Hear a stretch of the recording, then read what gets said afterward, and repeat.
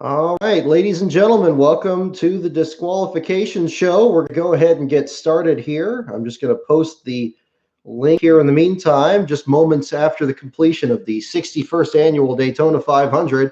And I'm sure I'm about as exhausted as the rest of you, waiting to see what was going to happen there. Congratulations to Denny Hamlin, winning his second Daytona 500 in the last couple of years. But the question remains, will that stay the same? So let me post this link on my Twitter account here, and we'll take a look here. First, last card.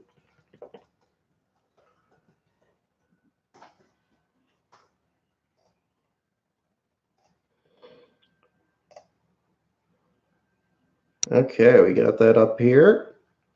Got one person in the room. Welcome aboard.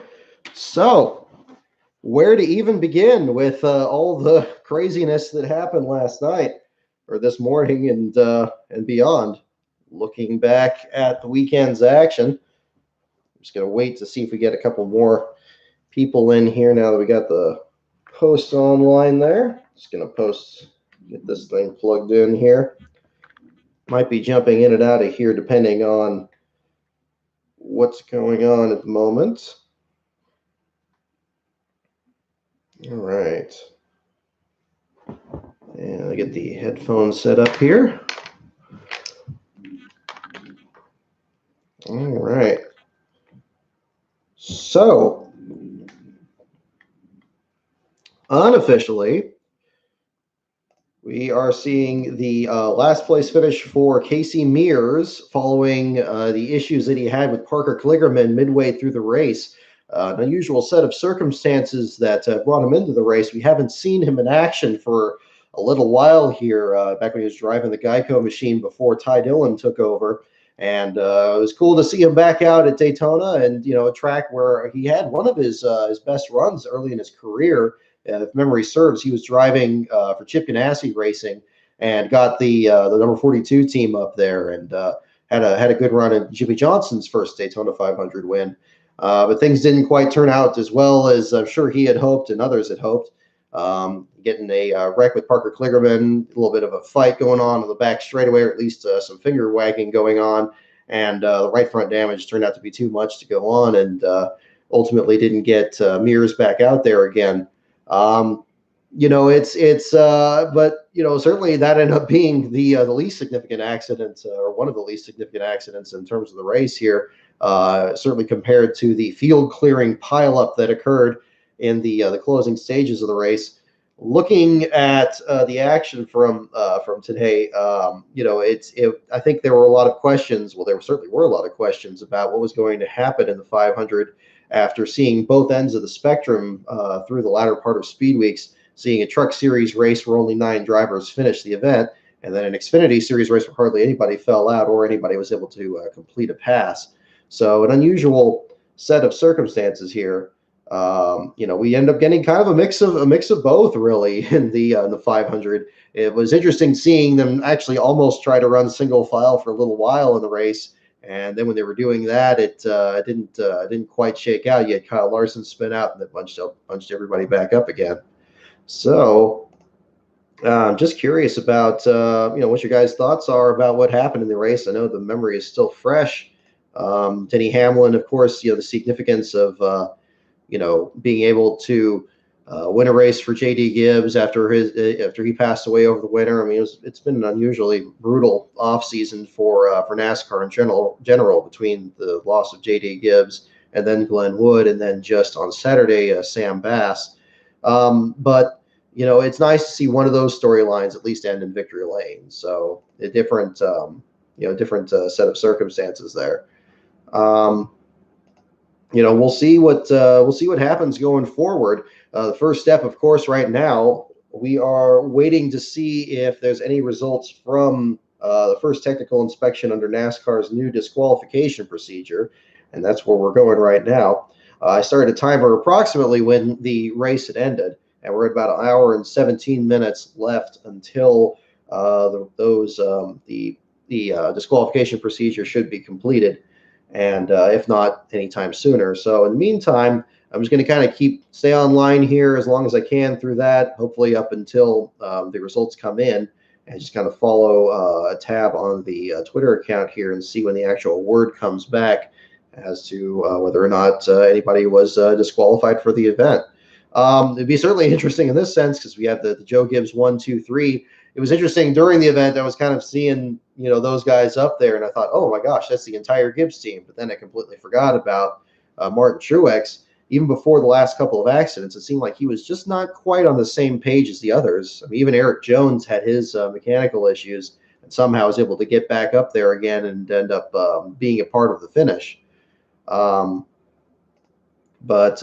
yeah, looking, it was certainly, it was a solid 500, but I'm getting a little bit of this crash fatigue from this here. It would be nice to have like a longer green flag run and these guys actually be able to maneuver around each other. I think the most fascinating part of the race was that situation where Matt DiBenedetto was leading that pack and getting up through the middle of the pack there and catching the back of the field, and then seeing them actually trying to maneuver around there. That was really, I mean, I can't remember the last time seeing anything like that at Daytona, or even with the current aero package. But that made it really interesting. And then ultimately they were kind of backing off a little bit before the caution came out. And I believe, if memory serves, that was the caution when Casey Mears' incident happened. Certainly with stage racing nowadays, it's very hard to get a long green flag run in and actually have a competitive event where you could see a little bit of the strategy come into play versus what happens there. But yeah, this is really going to be interesting going forward. Speaking of which, can't have a discussion about this race and not talk about the driver that finished 28th, and that was Matt DiBenedetto. Just a couple of years after getting into the Cup Series, he drove for BK Racing in his first start. I remember he was driving the dustless blasting car back when BK had multiple cars in the field. How excited he was to finally be a part of the race and trying to get back into it, and really paying his dues in a lot of these small teams, even around that same time being a start and park driver for TriStar Motorsports. Actually, if you look up DiBenedetto on LastCar's page, you'll see a lot of finishes where he was helping out TriStar, trying to develop their program and keep things going for them. And and then that end of it, and then of course finding a home over at Archie St. Hilaire's team, the Go Fast Racing team, and having some good runs there. You had a different scenario where they were very competitive as well, and not regularly. I mean, still a small team, competitive for their particular group of drivers, and slowly trying to get something going. I know I got some criticism on this when I was pointing this out on Twitter a while back, but he really was fairly close to having a good finish in just last year's Daytona 500. And he finished 20th, and it was like 10 or 15 laps short of the finish, but that was 3 laps to go in regulation, and he was still right up there in about third or fourth. And then a wreck, not of his own doing, happens in front of him. He gets collected in it, and that ultimately eliminates him for the race. You see that, and you see some drivers, have a good run right like that, and then it'll be easy for people to be dismissive of that and say, oh well, this is just restrictor plate racing. This is just the craziness that happens. Just about anybody can find their way up there. Well, guess what? Matt DiBenedetto came out today, and he got in a car that had a history of been building a program as well, the 95 team, up through last year at Daytona, one of Casey Kane's last starts before his illness. That team was right up there, and ultimately, the finish had to be settled along with him before Eric Jones got up there. So they get that team out there. They make the switch from Chevrolet to Toyota fast all week, fast in the duels, fast in qualifying. Get a good run all day. I mean, leads I'm sure what is a career number of laps. I'm looking at it right here, 49 laps led.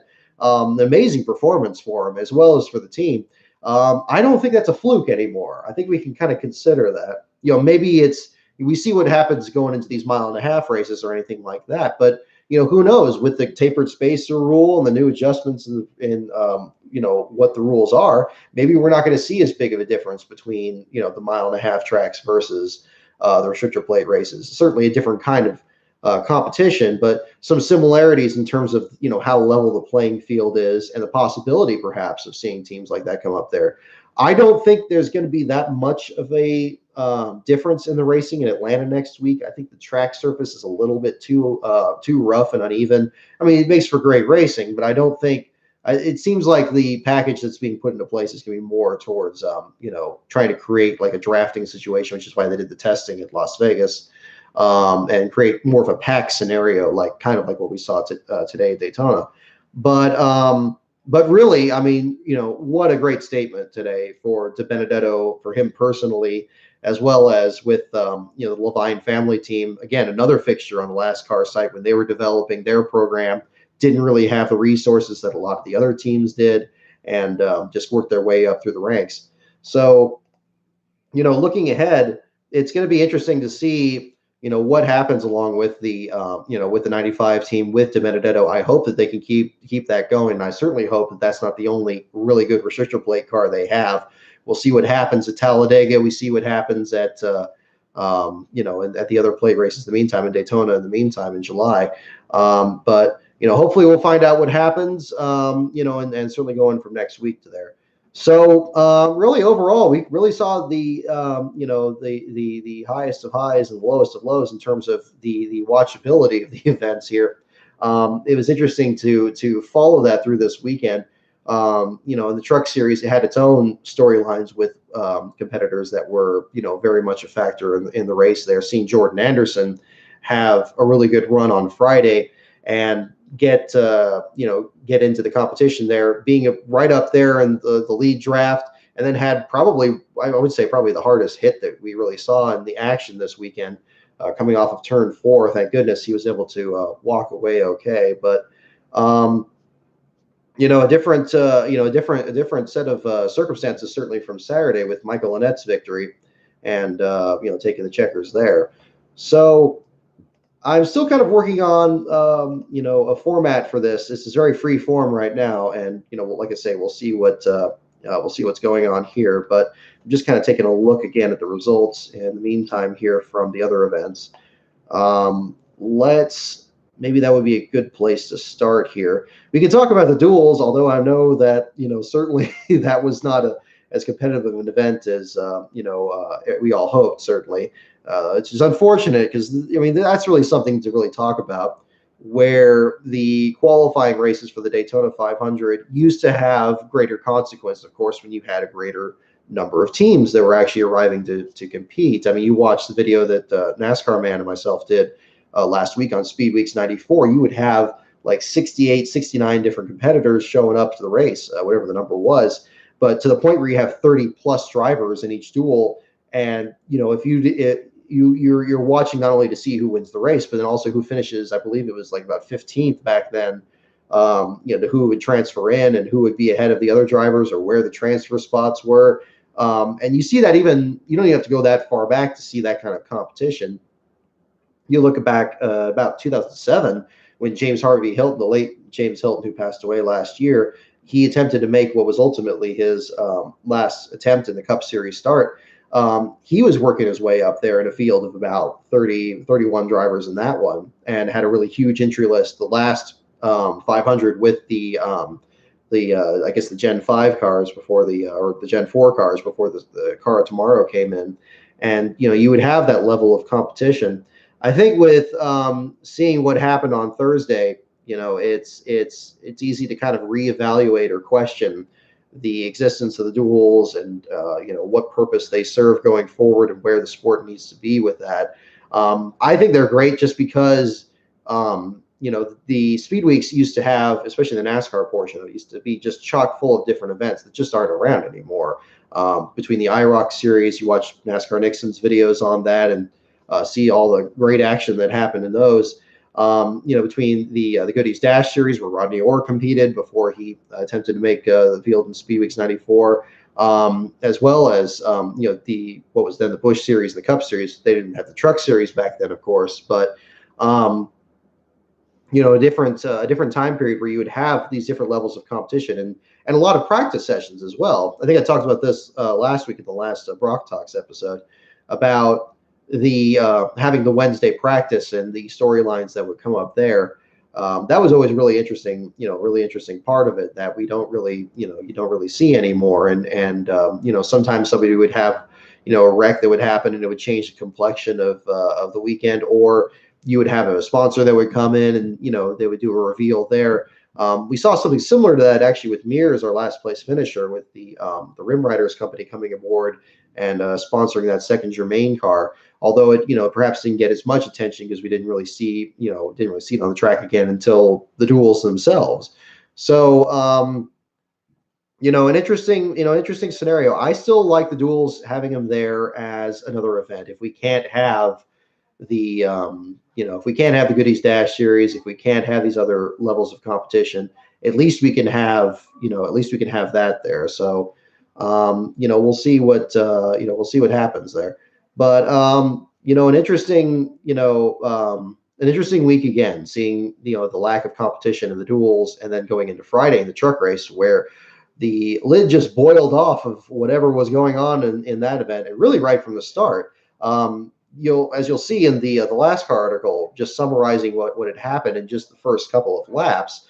I mean, all the drivers that had left rear tire failures, all the drivers that were running into and over each other. It set the tone of the race right from the start, and ultimately, set up a situation where Natalie Decker, in her first Truck Series start, driving for DGR Crossley, ended up finishing last in the event. Breaking down what had happened there, I mean, that turned out to be really the least of the crazy things that happened there. The big pileup that happened, I believe it was I'm looking at the results here. You had a couple of smaller accidents. You had the one that got Chris Fontaine, Races Pirelli, and Tyler Dipple earlier. But then the later one, I believe it was about lap 55, 56, the one that got Johnny Sauter eliminated after he had a great run in his return with the 13 team. Brett Moffitt, and again, I mentioned Jordan Anderson earlier, really changed the complexion of it, because it seemed to take out most of the big teams that were involved in the sport at the time. And, a lot of times, and I was thinking about this in plate racing in general, it seems like you usually get a scenario where there's a wreck that takes out a lot of big names, because maybe it happens towards the front and then the little names get up there. And then the universe kind of corrects itself, unfortunately, and you get a wreck with a bunch of the small guys, and they get eliminated, and then suddenly you're right back to having somebody else up there. You almost kind of had that situation with Matt Crafton and Grant Enfinger being a role in the finish of that event, but then ultimately Austin Hill taking the victory. That was a huge thing to have, and it's amazing, given that the last time we saw the Shigi Hattori's team, you had Brett Moffitt winning the championship. Doing it in dramatic style there, and with a great late season charge, and all those thrilling come from behind victories, to take the championship, and then ultimately two of them parting ways, and Austin Hill coming aboard the number 16 truck, for them to win right off the bat, regardless of circumstance. They had one of the best trucks even before all those accidents happened. Maybe not the best, but still up there, and a factor in the thing. I mean, he qualified 10th in there, looking at the results. You had a situation where, maybe, it just really showed how quality that team is, and how much they've progressed. And certainly the Toyota backing is, helping that, of course. But, Austin Hill, again, kind of talking about, like with Matt DiBenedetto earlier, driver that perhaps, a lot of people that follow the Truck Series, haven't really paid, much attention to, or hasn't been getting as much TV time in recent years, but has done tremendous work with Young's Motorsports, the Randy Young team there, and in very short order, just getting some solid runs out, and really getting up there. Maybe not being to the point of being a frequent contender for wins. I mean, there's a little bit of a separation there with the guys like Moffitt and Sauter and Crafton and those guys, but certainly a guy that would be up there and getting top tens and getting things going, and that's certainly worth something. But a huge lift to get him in victory lane, get that team back in victory lane, and again, much like DiBenedetto, it can be interesting to see what happens going forward. Can they keep that momentum going into Atlanta? Can they work things out from there?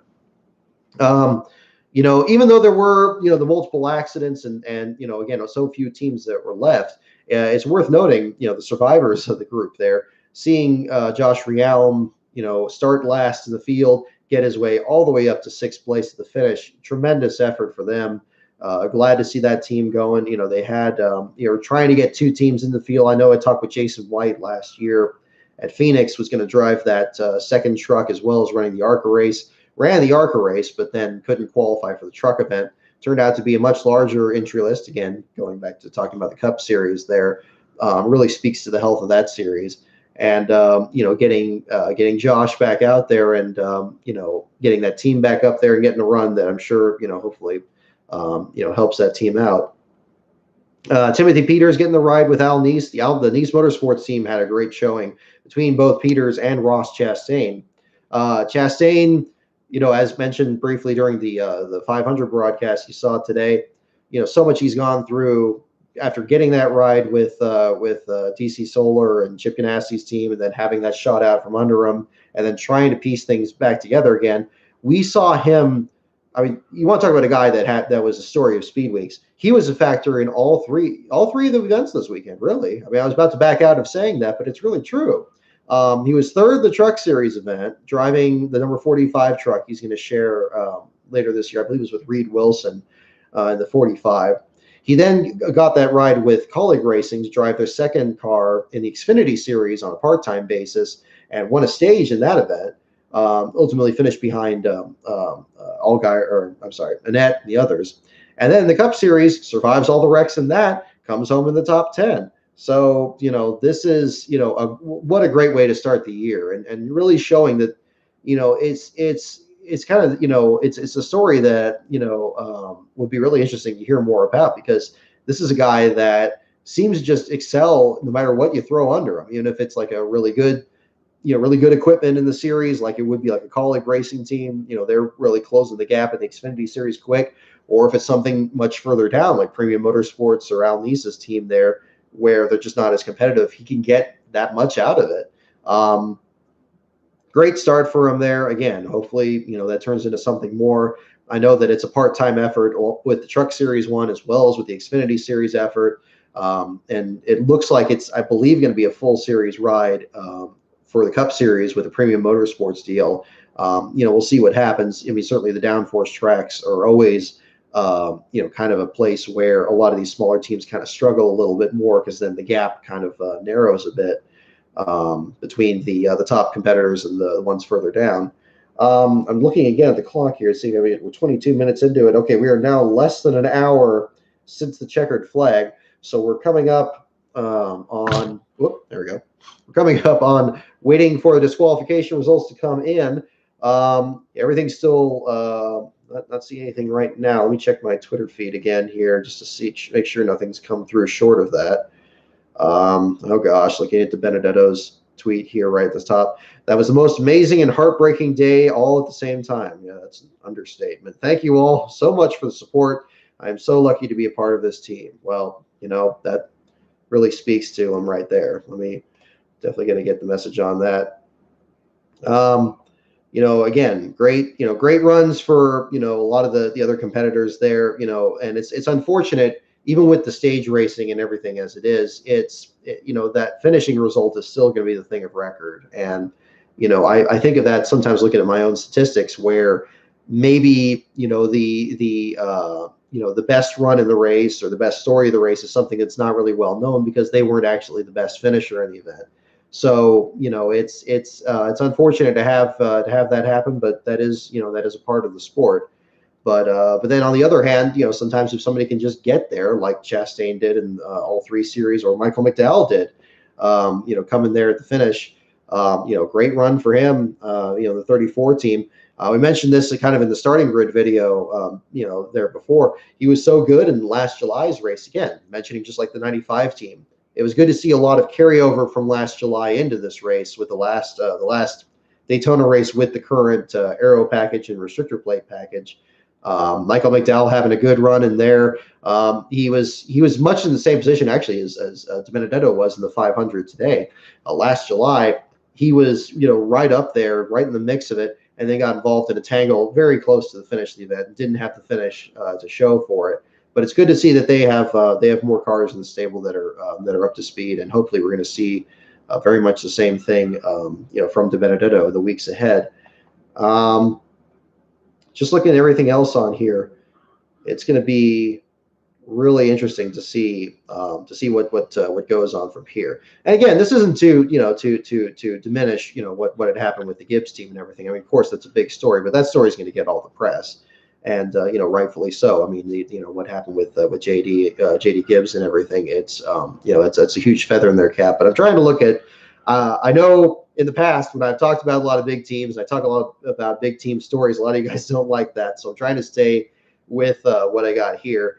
And there's no shortage of that this week. There really isn't. Looking further down the list of the Truck Series 1, Bobby Gerhart, my goodness, he was right in the middle of that after the ARCA race. I mean, gosh, he's what, like 58 or something like that? He's right up there. Getting the ride with the 63 team, which he's run in the last few years with Mike Mittler as the team owner, 60 years old. My goodness. We'll see even more so. You look at that. Excuse me. Let's see. Sorry about that. But looking at Bobby Gerhart's team, I mean, you want to talk about a team that has been struggling with some stuff going on off sequence. I mean, Mike Mittler, one of the oldest team owners in the Truck Series. You really got to look at what's been going on with him. He's been fighting an illness as well over the last year, and DJ Kopp has been taking a larger and larger role in operating that team. You saw the 63 and the 83 that Kopp fielded, sometimes getting both listed under Kopp, or sometimes both, with having different development drivers in there. Todd Peck, one of the guys that Kopp fields, like running the truck sometimes.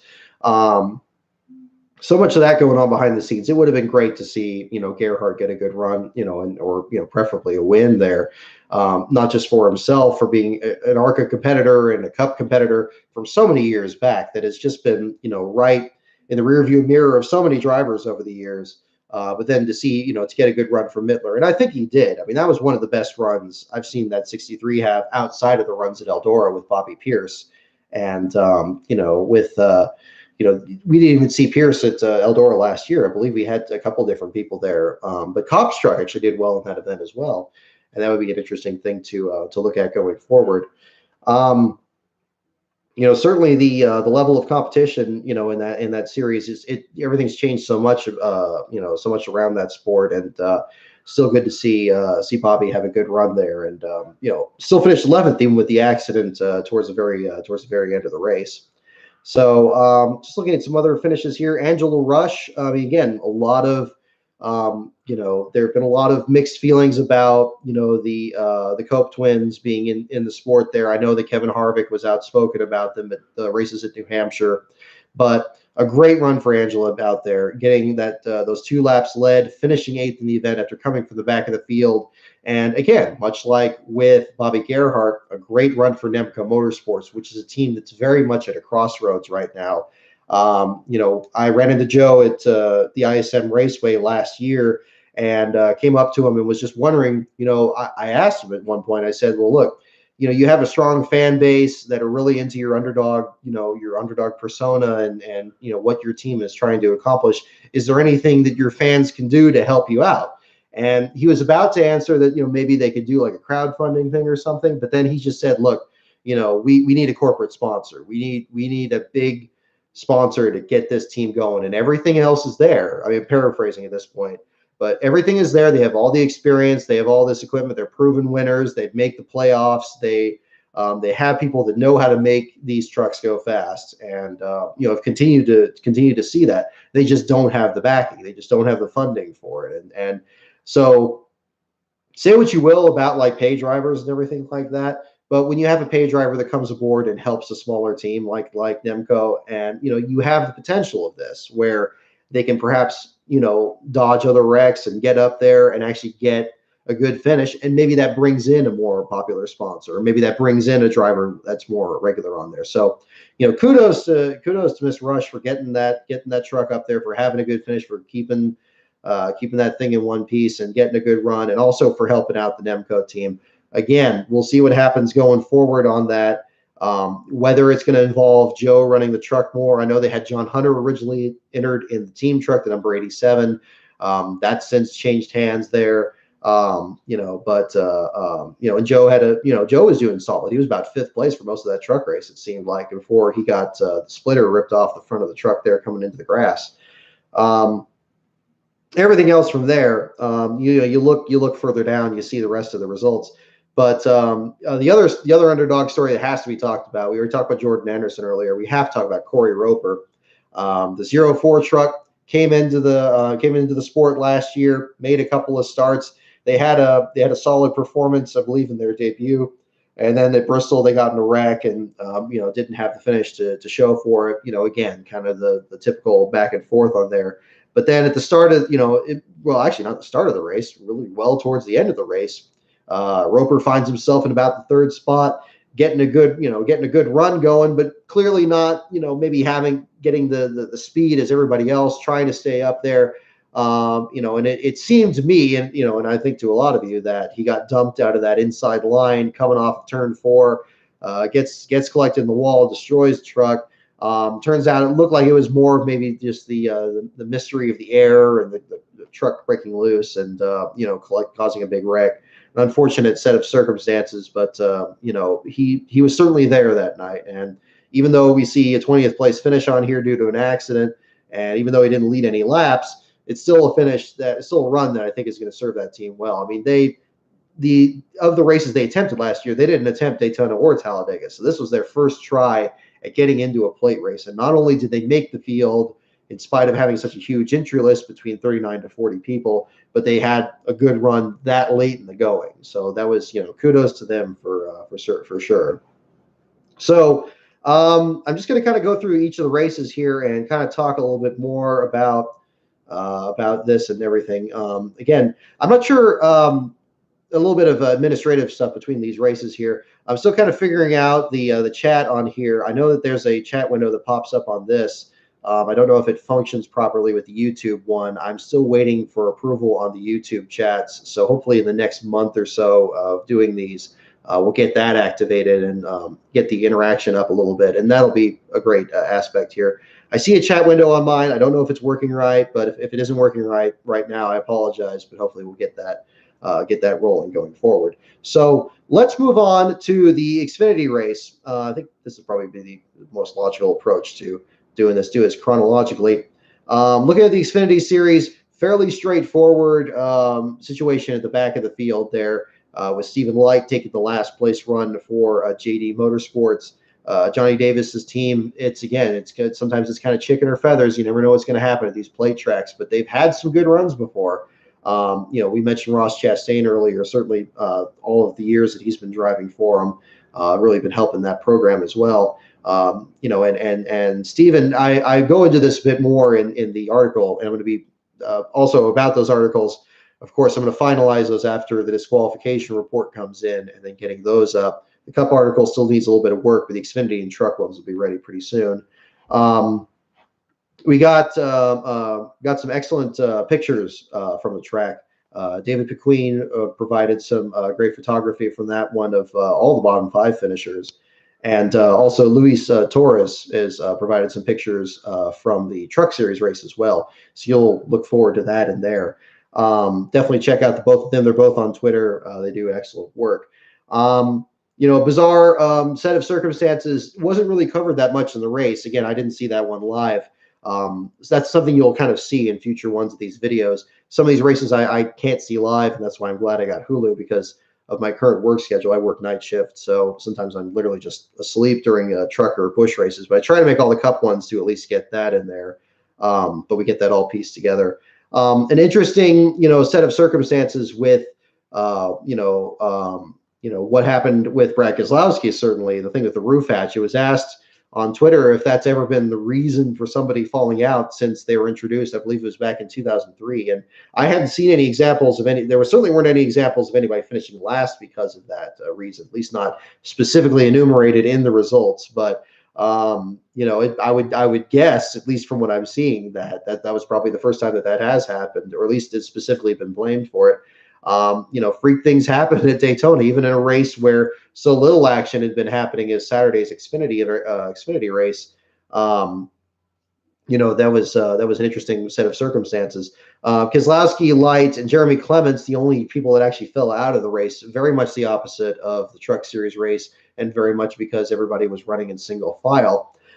The mechanical aspect of that and the difference with the debut of the carbon fiber bodies running at the plate tracks. I'm going to defer to Brian Keselowski's tweet on that. Check out his page on Twitter. He did a great job of actually breaking down the differences in the cars. He actually does a lot of this, from his own work. I saw him working with the motorsports business management team last fall at Phoenix, and very hands-on, of course, from his family's work operating K Automotive Motorsports and those other teams, and just getting that going. So. But an unusual set of circumstances with, just that race being as uncompetitive as it is. I mean, this is the race where in years past we've seen such crazy moments as Kyle Larson's horrific accident into the catch fence where the engine was ripped out of the car. A lot of races that went into, overtime, or a lot of races where you had people just slamming into each other and trying to get up to the front. But congratulations to Michael Annett, though. I mean, it must be said for leading the last 45 laps of that race, and hanging on there, and doing that. Again, another situation where we're seeing a driver that maybe, wasn't, as well regarded in other series, didn't really get the best runs he could in the Cup Series. Maybe something else was going on behind the scenes at H. Scott when he was driving for him. I know, Annett is not necessarily a frequent member on LASCAR, but he did get a few articles when he was driving the 46 team there, and just a series of bad luck. So it's good to see that kind of turn around for him there. Looking further back, you don't have to go far back still, and even in those results, to look for some great storylines. Top of the list, you got to give a hand to RSS Racing, to Rod Sieg's team, and Ryan Sieg getting the 4th place finish, and of course, the LASCAR favorite, the all-time leader in last place finishes, Jeff Green, getting a 7th place finish. Now, for people who have been following the site, this may not entirely be as much of a surprise. After all, he's the 2000 Series champion, and that man still has it, especially on these plate tracks. Last year, he had a good run going at Daytona, actually it was Talladega. Was working up on the outside line, then a wreck happened, and ended up finishing a bit further back. At Daytona, he had a car that was damaged a little bit. Still was getting a good run going. Maybe he wasn't as good there. But then the run, I believe it was a Talladega race before that, he was able to actually lead green flag laps and stay out there, and still had a good finish out of that. I believe he was driving for BJ McLeod at the time, and a great run for him there. So this is a time where, this is a driver that just, again, they're talking with him about this earlier, had a similar conversation as I did with Nemechek about what can be done to kind of help, his team out there. And, I've had a little bit of things like with the T-shirts that are online there. If you check out my Redbubble store, I still have the shirts that we did where we celebrated Jeff Green's 100th last place finish. He was such a great sport about that when I brought one of those to him in Darlington. And he's definitely a guy that whenever I cover a race, I try to seek him out and, check with him and see how things are going. We'll see, hopefully, we've seen Night Owl Contractors come back a couple times, the C2 Freight Resources Company. Those are both returning companies that had backed him in last year and the years past. But it really is just sponsorship is the only reason that he does these start and park runs, and that we see him frequent LASCAR that many times. And it's not, even though, with him, with the number of last place finishes he has, it's not from a performance issue. It's not that he's not good enough to be out there. And I think that's where, it gets a little tricky kind of covering this beat sometimes is, I try to just have it be as objective as possible and report what happened. And look, this is cause and effect, and this stuff just happens. But with start and park teams and stuff like that, it is a little bit more complicated. There's other things going on behind the scenes. But runs like this, he was talking about actually getting the backing for running Daytona as well as Talladega, as he has in years past. And I don't know if it's with the companies that he had here or anything. I didn't get anything specific on that. But I can only imagine with the run that he had there and getting visibility, that's certainly going to be helping him going forward. The other one I got to really give a shout out to on here, Cesar Vaccarella. This is a driver that really doesn't get that much attention in the sport. because he's still relatively new, runs very few races, usually for BJ McLeod's team in the past, and usually on the plate tracks. Kind of a Scott Lagacy Jr. kind of driver that we don't see in competition that much. He was right up there in the top 10 and actually getting a lot of screen time from the reporters on there, which I was really impressed by. I mean, kudos to them for giving both himself and Mario Gosselin's DGM Racing team some attention there. That's a very small operation there. Actually, when we went to Darlington in 2017, we were staying at Lumberton, which is the hotel, the town that JD McDuffie would usually stay in during his trips to Darlington, because it was a little bit further out of the way. It's about an hour, maybe a shade over an hour's drive back down to the track itself. But a place that he always stayed in. And even when we were staying there, some crew members from Gosselin's team were staying there as well. So they're very much in that same vein of JD McDuffie or another independent driver in the sport, and keeping that going. So good to see them get a lot of screen time. It's unfortunate, again, like we see so often in these plate tracks in particular, that we don't see them get the result that they wanted. It was certainly better than a 29th place finish after qualifying 12th, after running in the top 10 both at the beginning and the end of the race, and then ultimately having what looked to be, I believe, was a tire problem. I don't know that for sure, but it certainly had the colors of that, and getting shaken out from there. Other than that, you see a lot of the familiar faces up here. It was nice to see Jeffrey Earnhardt get a good run after what was going on last year with him and the Gaunt brothers. I don't know what the story was there. I do know that he had the sponsorship from the IK9 company that was backing him, Extreme Concepts Incorporated. I talked about the T-shirts they were selling and everything, and you would order one, and then they would say, well, we're not sending those out yet, because I guess there was something going on at that very time. The sponsorship landed at Joe Gibbs, certainly a great place to land, with their new Toyota Supras and everything. And those cars look really cool, by the way, I got to say. I was skeptical of those when they showed the demo, but showing them on actual paint schemes, they look pretty sharp. So we'll see what that looks like going forward. But Jeffrey had one of the best runs in those, leading 29 laps in his car, having a good run through most of that event. Just didn't shake out at the end and ended up finishing in the 15th position. But a good run for him. I'm also going to be interested to see what's happening at GMS Racing going forward. I know that there's been some press, some speculation over on Reddit from reports about whether or not Spencer Gallagher was going to run the plate races or run at Daytona. Ultimately, he wasn't driving, because then it was Chase Elliott driving that car. John Hunter Nemechek driving that car. It was a very different set of circumstances coming down the stretch there. We'll see what happens there. From what I last talked to Spencer, it seemed like they had some big plans coming up, and I'm sure. I don't know if if there was as much interest in him coming back into driving, or if there was something in rather behind the scenes of him working on developing other drivers coming into the team. We'll see what comes about from that. But perhaps that was a reason that the driver switch was made. Maybe this commitment came up before his decision to retire from racing. I don't really know. I can't speculate on that really. Different set of circumstances. It just occurred to me, I'm looking at the wrong team. John Hunter Nemechek drives for GMS. It was Spencer Gallagher was for JR Motorsports. They were talking about it, and Chase Elliott was driving the correction on that. So yeah, with the JR Motorsports one, I thought it was Chase Elliott that relayed them. I don't know what was going on there, but we'll see what's happening. I don't think it was a manufacturer thing, certainly, if they're both Chevrolet teams. But with JR Motorsports, with Spencer Gallagher, we'll see what happens going forward. Not much more to report on the Xfinity race, certainly from what was happening there. Just good to see them back in action. We've seen some drivers that don't really get a lot of attention to sport qualifying for the race without having a lot of the Cup guys in there, other than Brad Keselowski. And then with Keselowski having his issue, you pretty much had the floor was just open for all the names to be made here, and that was good to see.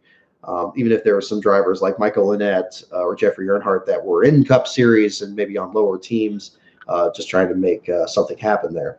So we are still counting down towards the end of disqualification. Where are we at now? We're at 37 minutes and 50 seconds by my count.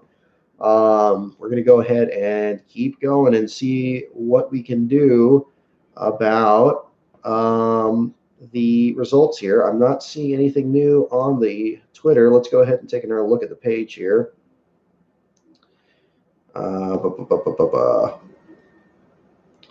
Let's talk about Ryan Preece. Let's talk about him. The beast from the East made himself a quite a standout in that race. I know, my own experience with him is still relatively recent. I didn't follow him really in modified ranks or anything like that, but have been familiar with him in the Xfinity ranks, and just so much excitement built around him, and justifiably so. And from what I heard from another person that was talking about him online, I apologize, I don't remember the name of the video channel, but it'll probably sound familiar from how I'm describing it, was just saying that this is a guy that's going about it the right way. And we talked about pay drivers earlier, but this is a situation where this is a guy that's been hustling up sponsorship to try to get into NASCAR and try to get his way up the ladder. And we'd seen him actually in the Xfinity Series and even in the Cup Series back in 2015. It feels like he kind of came out of nowhere, but really, back with Premium Motorsports in 2015, you watch like the wreck between Joey Logano and Matt Kenseth.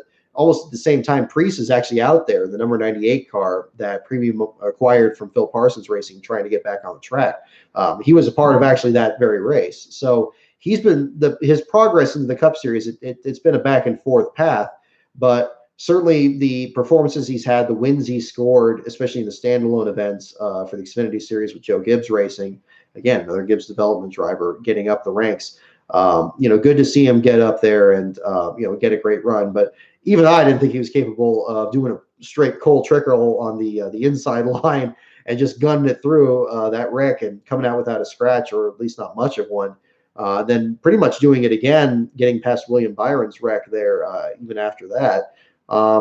Great run for him. It's unfortunate he didn't get a top 3 finish that it looked like he was going to be headed for, although he was going for it even all the way to the end. So I think I'm seeing on Twitter right now people talking about Matt DiBenedetto getting a lot of fans. I think that's very true, and I think it's also Ryan Preece getting a lot as well too, and that's gonna be great for both those teams, both the Levine family team and the JTG Darty team. So good for both of them, and we'll see what happens from there. So looking at everything else here, I'm looking at the results from the Cup race now. Still not hearing anything on disqualifications. Looking at all the Ricky Bobby memes and everything coming up there. Checking out everything happening back in the pack. Well, I mean, right now I got to say, I my heart breaks for what happened with Rick Ware Racing. I know there's a lot of criticism that's, I'm sure, going around of what happened on that pit stop, moving on to the Daytona 500, of course, and the incident that happened, I believe it was around lap 150, where you had both Cody Ware and BJ McLeod both making their Daytona 500 starts. Not the only ones; they're both making their first 500 starts, but both being a role in it, and getting up there, and then you get this pit stop coming up. Everybody's branching off. Most of the pit stops seem like to go off without a hitch, including theirs. And then suddenly, the 52 and 51 just get crossed up a little bit. One zigs when the other zags, and it happens at the worst possible spot, right on the apron there. They slide into it.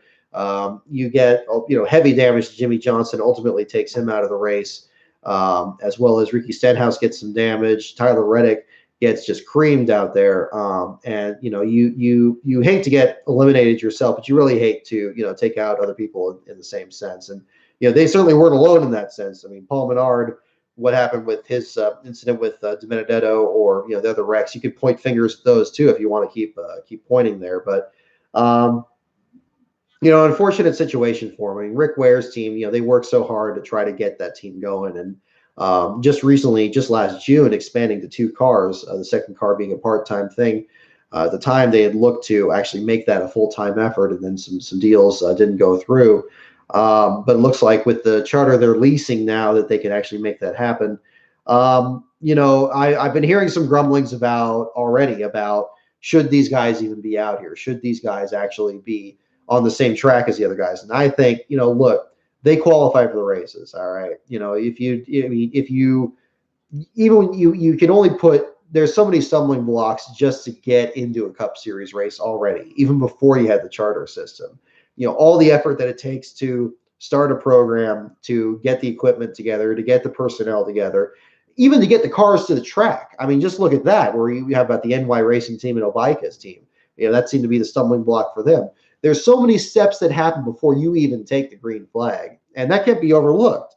And just because a team leases charters and gets a guaranteed starting spot in the race, it's not a cakewalk for them either. They still have to perform, and they still have to, there's still some minimum requirements that have to be done. You got to get through inspection, like we're waiting for right now. You got to get all that other excuse me, all that other stuff done. So it's unfortunate when, I mean, I see the frustration if you're a Jimmy Johnson fan or a Tyler Reddick fan. You're just like, why are these guys even out here? Why did they pile into this? We heard this from Denny Hamlin, from our race winner tonight, just last year at Indianapolis, when you had the wreck between Jeffrey Earnhardt and Landon Castle. I mean, Jeffrey Earnhardt and Landon Castle, they deserve to be out there. You qualify for a race, you present a car, it passes inspection. You do all the things that you have to do, and you meet minimum speed. You deserve to be out there. And if you have an issue with that, then you have an issue with a lot of the history of the sport. There's a long and proud history of drivers being out there that maybe aren't going for the win, but they're going out there because it's their livelihood, and that's what they need to do to make ends meet. And then you wonder why they're out there. Then suddenly something comes along, like what we saw with Benedetto today, the 95, or with McDowell, the 34. Wasn't too long ago, those guys were start parks. You didn't even see them run that many laps. Now suddenly they're up there. And that's the dream that, I'm sure motivates Rick Ware Racing and these other teams. And the thing of these that can't be overlooked, Rick Ware Racing isn't really a newcomer to the sport. Maybe they're new to running full time in the Cup Series. I believe before the last couple of seasons they had with the 51, their only start had been one of Timmy Hill's first starts at Las Vegas back in 2012. This is a team that has a long history in road racing. Talking with Rick a few years ago when Cody was trying to make his first start at the Sonoma Raceway, he was talking about all the times when they were developing sports cars and running races at Riverside. And ultimately that was getting, Rick to run himself at Watkins Glen in 1990. There's a picture that was floating around, I believe, with him and I think it was with him with Earnhardt or him with somebody like that. You see a long history that they have in road racing and therefore motorsports. And, this is a team that, maybe is still having some teething problems, but they have, they have some resources that are in place that can actually get them where they need to be. So, again, it's a terrible situation, but there were so many wrecks out there. Can you really blame them any more than anybody else that was out there that night? I mean, it was just insane. So I hate it for them. I know they're leaving with a couple of beat up race cars and everything, but I mean, a lot of people are too, but they're a small but very dedicated group, I would say. I think one thing that impressed me most from the ISM Raceway last November was following the 51 team, what turned out to be a very tumultuous weekend for them.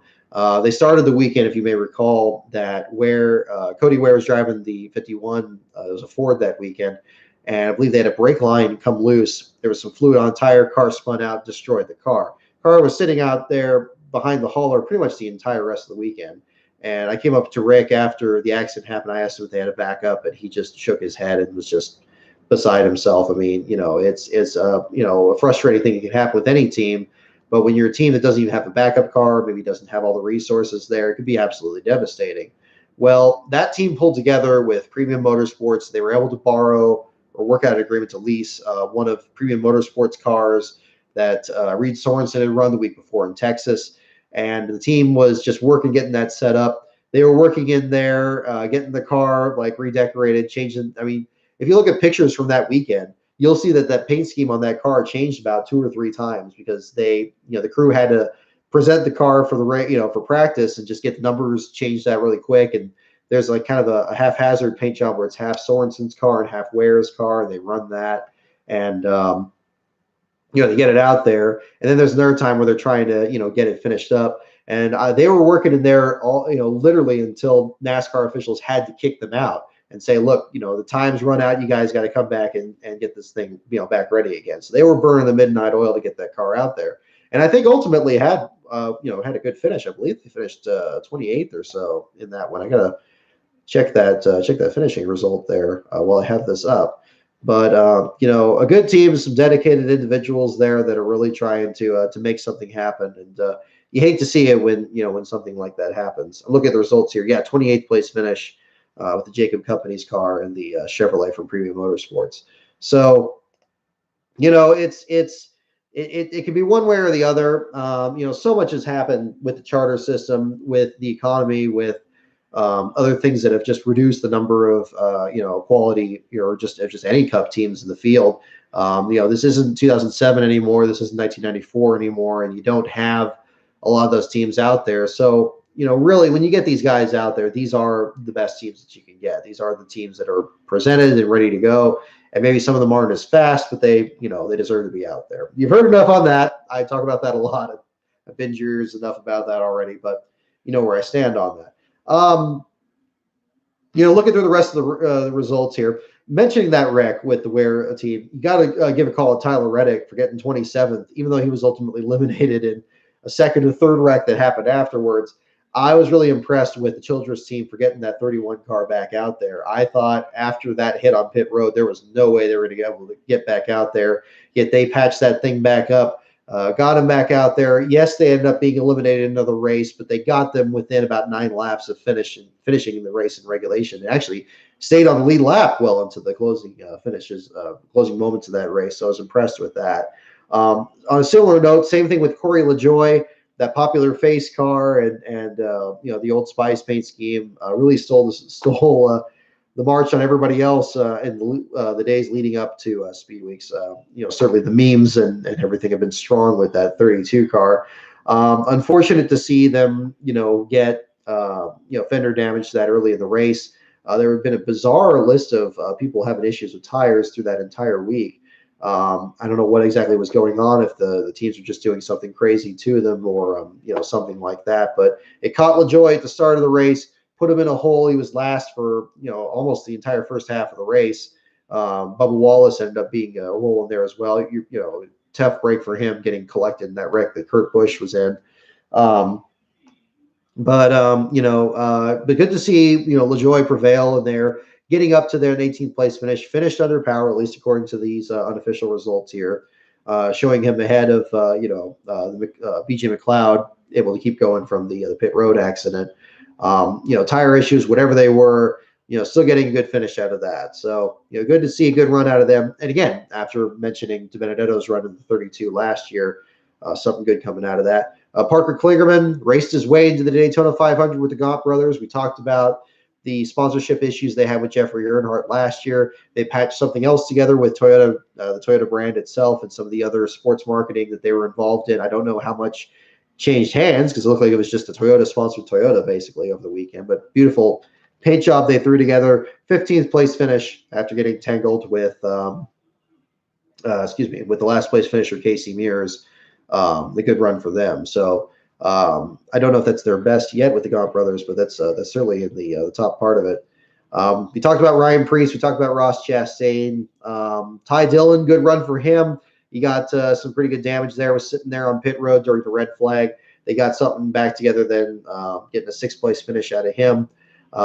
We talked about Germain Racing with him. Of course, that was the ride that Casey Mears used to drive before he got into the 27. So good to see them up there. There was a time with Mears where, especially at Talladega, it seemed like Mears was always in the mix. And then it just didn't shake out into a victory. It came very close in 2012 in that big wreck that saw Tony Stewart tumble through turns 3 and 4. And ultimately gave Dale Jr. one of the concussions that led to the end of his career. A smaller part of that was the great run that Mears had during that, where he was pushing Michael Waltrip to the front before that wreck occurred.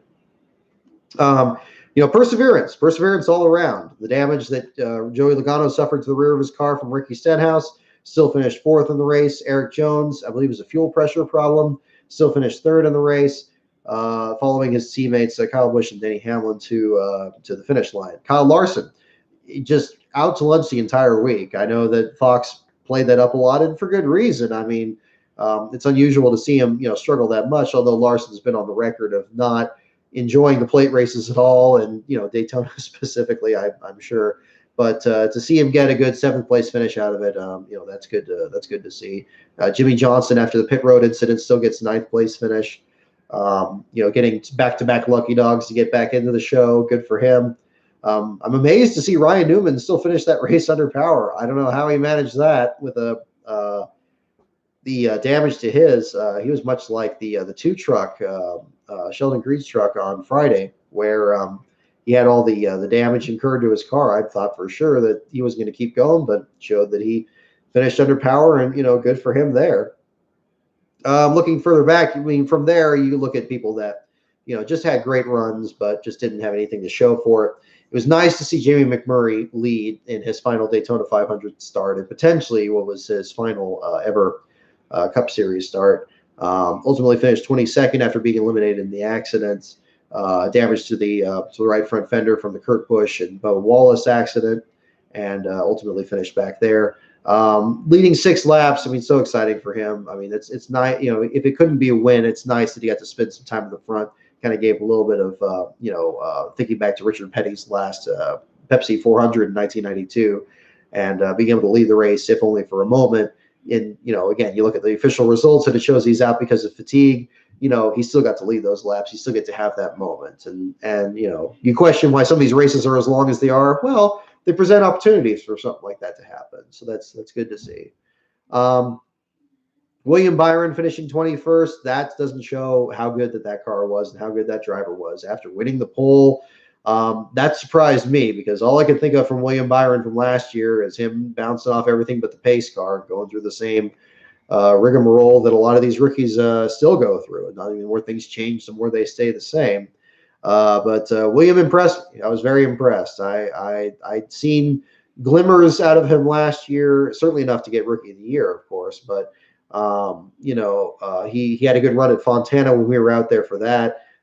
Just finished outside the top 10 there. But very impressive, leading the 44 laps, being door to door with Jimmy Johnson, his teammate, getting some good runs going. It's unfortunate it didn't work out there, and it ended up finishing that far back. But again, something that they can build on. And Hendrick Motorsports clearly, after the results in qualifying, showed that they have no shortage of very fast cars. Looking around the rest of the results here, Brendan Gaughan, terrible to see him getting collected in that huge wreck. Well, which one? One of them. I think it was either the first or the second, the one that pinched him against the outside wall there.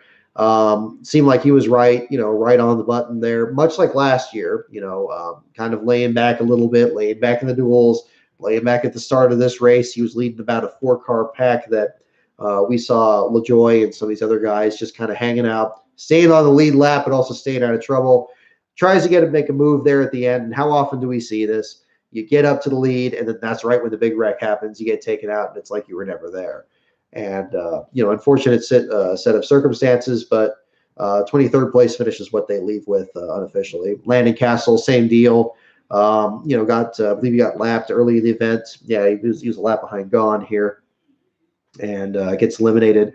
For those of you who listened to the starting grid video on there, you may have heard that I mentioned that Castle brought the Permatex brand back to NASCAR for the first time since 1984, and that's true. If you look up the sponsor statistics on Racing Reference, which is one of the great places I'd like to go here, and I'm pulling this up again to make sure I get the name correct. We got I believe, was it Gerhardt? No, that was it. Yeah, so it was Clark Dwyer. That's right, Clark Dwyer, when he was driving for DK Ulrich. DK Ulrich, a longtime independent driver from here on the West Coast, actually. An amusing story about Ulrich I read from Declarations of Stock Car Independence, great book on these owner drivers.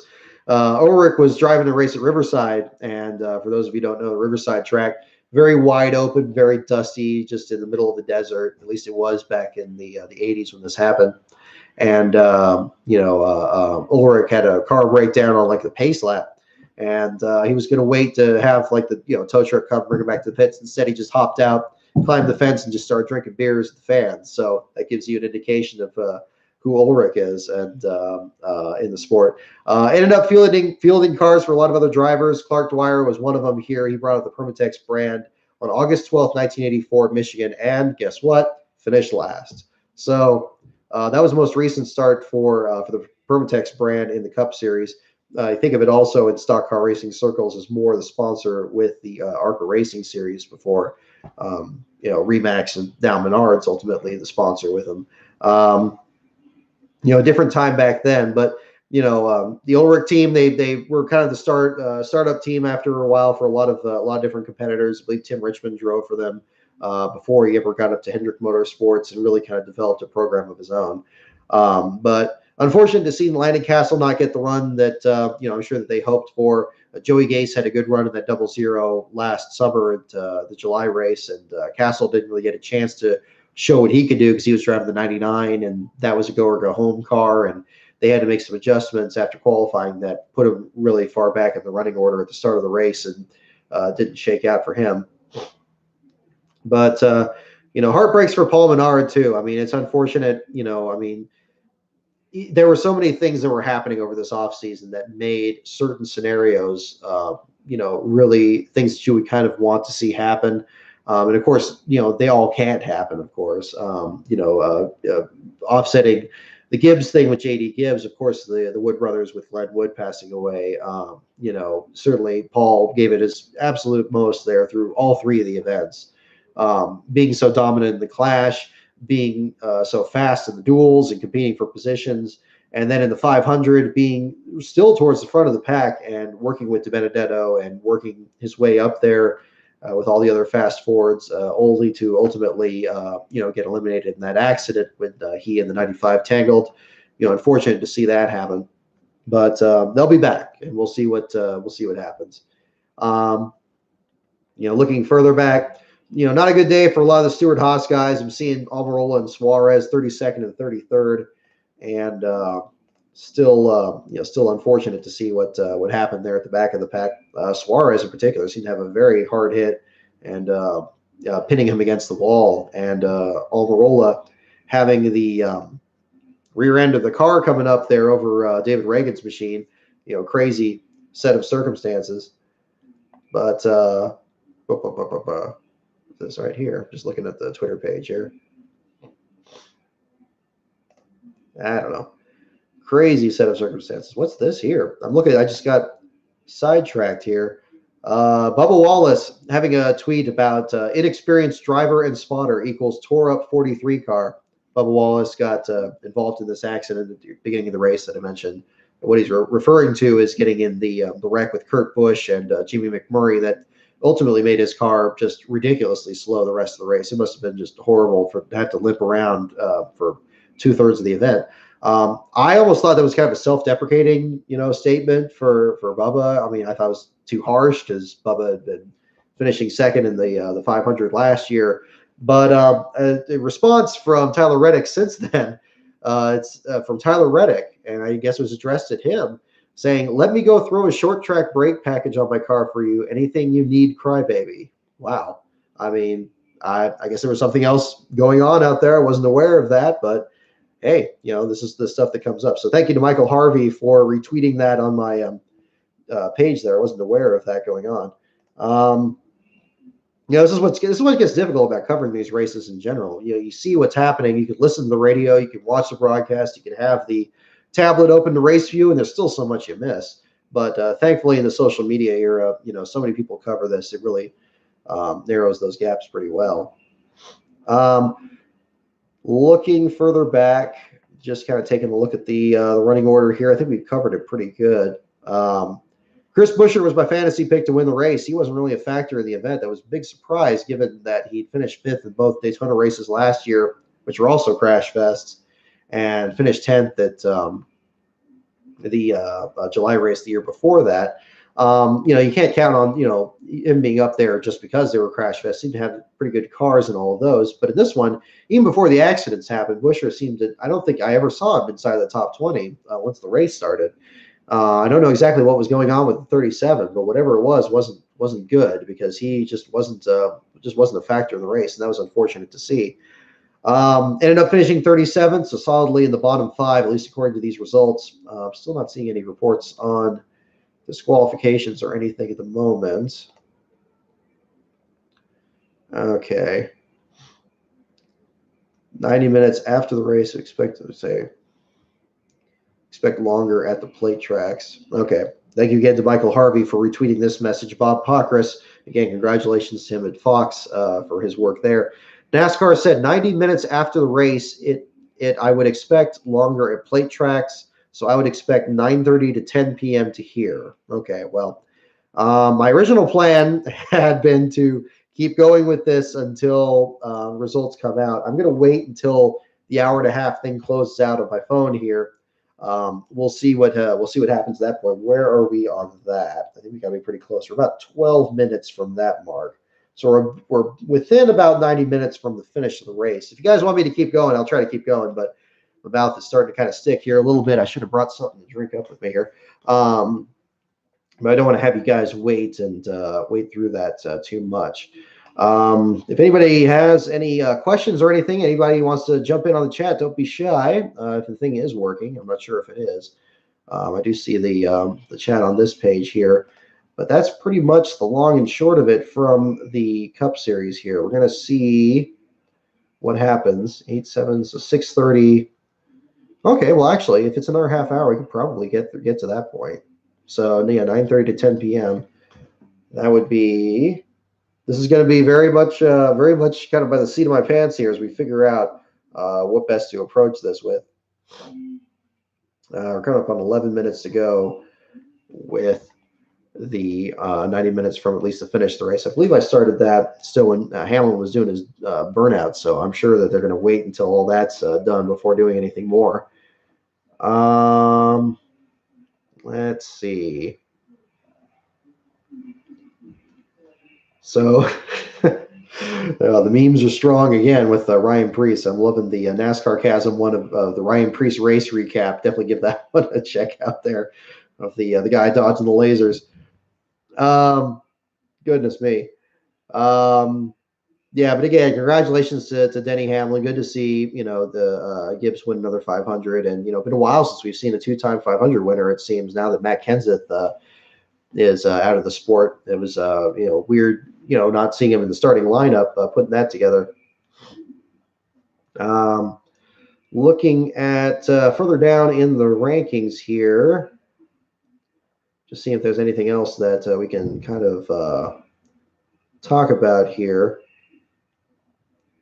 Ross Chastain having a good run there. We covered that. Daniel Hemrick. I guess we look forward again to Atlanta next week, a triple header weekend for the top 3 series. I think I'm going to be interested in seeing, especially when the entry list gets put together, is what Spire Motorsports is going to look like. Are they going to have their? Now that McMurray is out, the Spire Motorsports should be taking over with the 77, and who's going to be driving it? The report had originally been Quinn Huff. I think I've said Hoof before. At least it's how it's spelled. With Quinn Huff driving that car at the ISM Raceway, but we got a couple races between now and then at Atlanta and Las Vegas, and who's going to be driving the car there? Or is the team even going to show up? Well, actually, strike that. They have to show up because they bought a charter, and charter teams need to attempt all the races. That's the one trade-off. We'll see. Oh, I'm seeing not a good forecast at Atlanta. Man, they need to. Okay, that's on a. Okay, it's on this post here. This isn't as easy as it makes your phone may seem. Well, we'll see. Yeah, that's going to be unfortunate.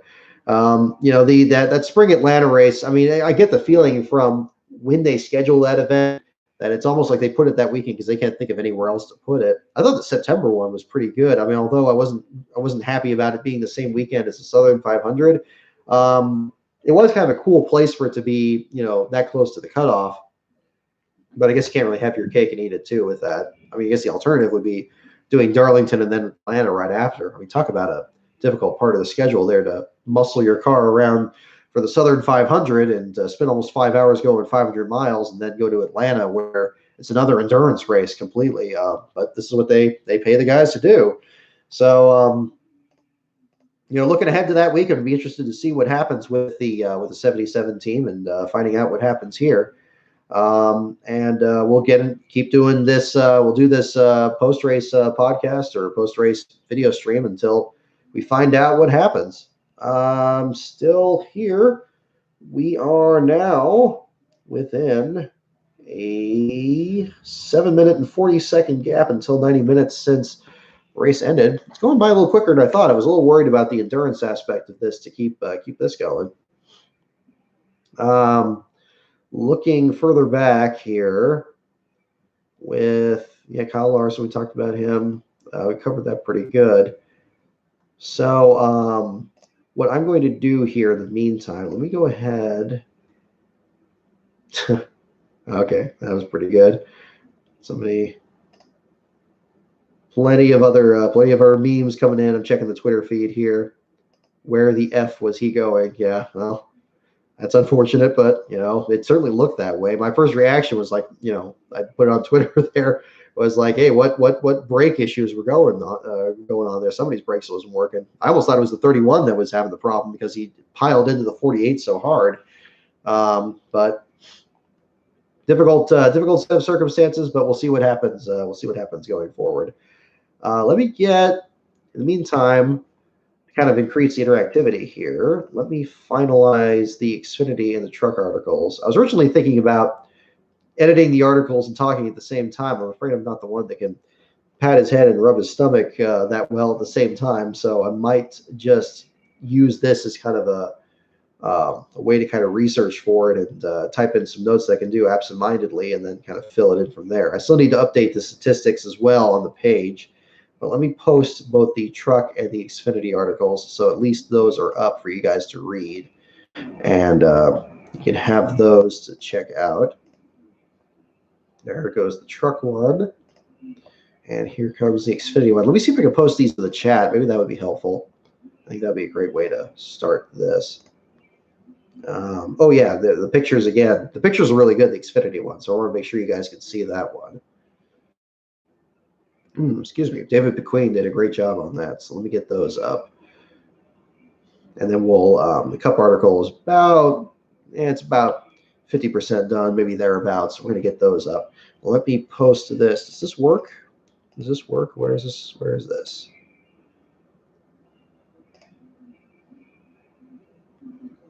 Oh gosh, I had the wrong. Okay, this is embarrassing. I got this. I'm so sorry, guys. I'm still figuring this out. Now I'm wondering if I did this in my previous videos. I had the Google thing where it says top chat, and then I have the other one that says live chat. I had the top chat one open and didn't have anything going there, and I was thinking, okay, nothing's coming up. And I was like, okay, well, maybe people don't want to post. Now I switched to live chat, and there's a whole ton of comments here. So great. Now we have something to fill the gap in. I apologize for any of you that have been posting comments and waiting for something to go on here. This is exciting. Excellent. Okay. Yeah. Welcome to live chat. Remember to guard your privacy. Okay. Well, I think they see me, so I don't think that's an issue. Do I want to learn more? Not really. Okay. All right. Let me take a look here. Thought Matty D mostly start and park for the motorsports group. That is true. He did before. We actually had some. That's a good point. Beast of Metal 1989. We had some posts from then way back when the motorsports group, before they went into the Cup Series for their brief tenure, had about 4 or 5 different white cars, 42, 46, 40, running out there. And yeah, Matty D had some good runs in there. Checking out the comments here. Again, I apologize. These are very nice comments through here. I'm just kind of catching up on there. I don't want to make it seem like I was ignoring you guys, but I'm glad that the chat is working, so that's good. Yeah, such an insane race besides crashes. Absolutely. Great run by Ross Chastain. And checking out what's going on there. All this weekend was just a massive surprise. Yeah, that sums it up right there. Michael Harvey, Spencer Boyd. Yes, can't overlook Spencer Boyd, the most American driver, or at least that he professes to be out there in the number 76, which was the 1776 car technically last year. For SS Greenlight Racing. Great run for him in the Truck Series race. I believe that was the one where the nose of the car had been bent up so much the thing looked like it was grimacing, but had a great run out there and a good finish for him. So it's good to see that that worked out for him. I believe, what was that? He got like third or fourth in that one. Let's look at that again. He was driving for Young's Motorsports, which again, we talked about Austin Hill earlier and the efforts for that team. Him driving the 20 truck. Yes, fourth place finish in the 1A auto machine. Yeah, can't leave out him. Great run for him. Good to see him out there. So Spaceman Monster, thanks. Thank you for coming by here. Michael Harvey, thank you for the heads up on the Spencer Boyd. Can't forget to mention him. Checking out the let's see, look at the other comments here about Roper. Yep, that's right. Let's see. The Corey LaJoy fan 32. You were at the track for the Xfinity race, man. I'm sorry that wasn't putting on a good show for you. It was very hard to watch on TV. I watched it, like I said earlier. I watched it tape delayed on Hulu after the race was over with, and just kind of caught up with the event that way. We had an interesting. It at least eliminated the commercials pretty much, so that was kind of a nice change of pace. But there were some things going on, but it did seem like this seemed like this was kind of an issue. This is kind of a good thing to bring up. It seemed like the broadcasters were a little bit at a loss of how to handle a race where not much happens, and that's kind of a strange thing to be kind of caught flat-footed on in racing. Because just think about what we're doing right now. We're able to kind of discuss these things, and we don't have a race going on. We just got stuff to talk about, so we're just shooting the breeze. It's weird because during the races, it seems like, especially in the Fox booth, they just clamor over the top of each other and talk over each other. So when not much happens, you think they would find something to say. During the Thursday's duels, they had to crank it up. That lasted, I think, almost half of race 2. And, it was nice. It's cool listening to just the sounds of the car, especially when you're just watching it at home. But I thought it was a little strange that they didn't seem to really know what to do to fill the time. Unusual set of circumstances there. So, yes, the Corey LaJoy fan 32. Yeah, it was not that great on TV either. I mentioned this on Twitter yesterday. I was watching the start of the 2000 Daytona 500, which is always my go-to when I talk about a boring race, especially a boring Daytona race. I remember actually falling asleep during that one way back when. And I got to say, it was more competitive than that one. They stayed too wide a lot longer than they did in the Xfinity race. It did shake out after the 4 laps there that I mentioned online. They did get single file pretty quick after that, and the race was not very watchable from there. And then on top of everything, to have it end under caution, it's not a race I remember very fondly. Of course, if for what happened in 2001 to go back in time, you'd certainly take that. But looking at the single file results here, TV crew can do nothing to save the Xfinity race. Yeah, that's pretty true. Oh, that is the 90-minute mark from the finish of the race. So we should be hearing any minute now, if not within the next 25 minutes, from Pockrass's estimate of when the inspection queue is going to be done. It'll be interesting to see. Sir Rickelstein, hi. Hello right back. Looking at the Jeff Green's run there. Amazing run on Sunday, or Saturday, I assume you mean, in the RSS machines. Good run for him. Net finally breaking through is nice to see, but not enough to save the race, like the inverse of my response to the 500. Yep.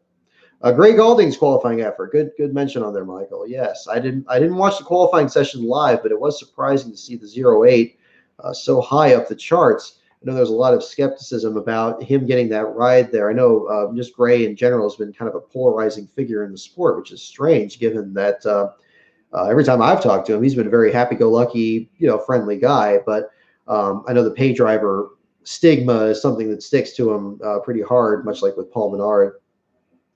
And but yet, every once in a while, I'll get some good runs. I was, again, the qualifying run in the 5th spot there. Great performance from right out of the box. The Bobby Dotter team, not really a team that you would typically see at the front of the field in an Xfinity race, but having a good run there. It's unfortunate things didn't turn out for him. From the pictures, if you see on the website there, you go to Last Card Info right now, you see the articles there. In the Xfinity article, David McQueen's picture shows that there was some damage to the rear of the 08.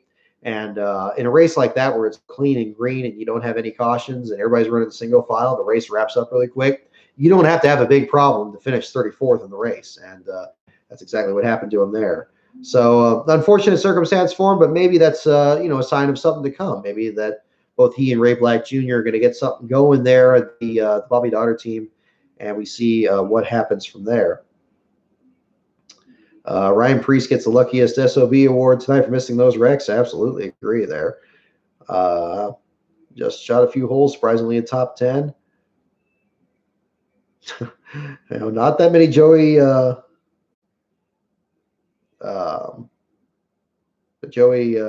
Logano fans on here, but that's okay. Everybody's got their favorites and everything. But checking Reddick on Twitter, there's the comments about there. Spencer Boyd. Do you know if the 71 will run some more races? And also, is Mike Wallace confirmed for the 52 next week? I'm not sure on either count. I haven't heard anything too much on either of those. I was suspecting that the 71 we probably wouldn't see again until Talladega, because the last few times that we've seen Tommy Baldwin's team out there, it seems like they're on the very similar strategy to the Beard Motorsports team, where they get out there and they're trying to run as best the races they can get. The big money, big visibility races, and also the chance where they could potentially eke out a really good finish versus a lot of the downforce races. So this is the situation with them. I don't know for a fact if the 71 could very well enter next week. I could be completely wrong. They've certainly done full-time efforts before, not too long ago, even when you had Regan Smith driving for him and sharing the right with Elliott Sadler. So, I'd like to see him there. I mean, I'm always, a big fan certainly of seeing as many teams get out there as possible. Certainly with the new charter system, it doesn't really encourage having a lot of open teams out there, but it's nice to see him there. I mean, you don't want to see a 36-car field with just the same guys every week. That would just get boring after a while. You got to spice it up a little bit. But we'll see what happens. Mike Wallace in the 52, that would be interesting to see. I haven't heard anything, negotiations with Rick Ware Racing beyond this week. We've seen Cody run Atlanta before, as he had this week. So it's possible they just stick with their current driver lineup and, we just see what happens from there. I'm seeing Michael Harvey, the pronunciation for Quinn Houff. Okay, so it's Houff. That makes sense. So it's not Hoof. And so Houff, that makes sense. That's going to take some getting used to. It's going to be a matter of time until he gets in the Cup Series, I assume, and then he's going to do a starting grid on that. And I'll have to come up with a nickname that's going to go with Quinn. So that'll be interesting.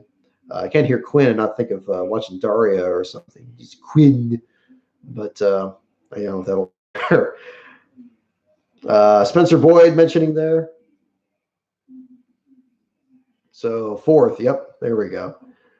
It was nice. Guess you have bad breaks. Fell asleep halfway through stage 1 Xfinity race. Slept to the near end of stage 2. Although the fact that I have a previous shift at work safe. Yep, I totally understand, man. Totally totally get where you're coming from there. Just wondering if they ran the part-time in Texas and Bristol a few years ago. That's right. Yeah, they did. They ran what was it, the Zombie Auto paint scheme that they had at Bristol that one time.